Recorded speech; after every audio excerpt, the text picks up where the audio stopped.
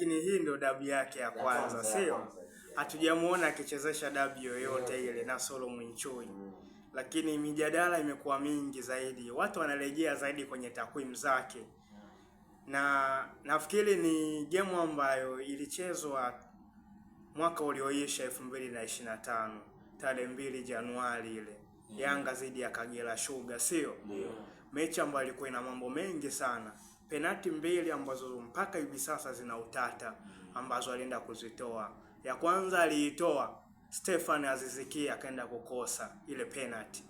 Penalti ya pili Pacome akaja kuscore. Na penalti zote ambazo ukiziangalia zimekuwa na utata sana. Mashabiki wengi wa Simba wanajaji kwamba huyu na Solomon Nchui hii mechi anaweza kwenda ikamshinda kwa sababu amekuwa akibezi na upande mmoja zaidi, kwa maana upendeleo. Hiyo ndio imekuwa mijadala ambayo ipo, sio?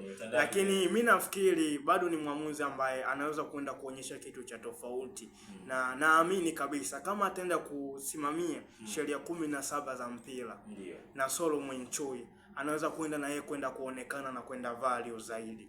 Na nafikiri kama ataenda kusimamia haki zaidi kwenye hii dabi, anaweza kwenda kuonekana na yeye akaenda kujitangaza zaidi. Ni dabi kubwa zaidi ambayo inatazamwa Afrika nzima na dunia nzima. Hebu tuendelee hapa bwana Dickson.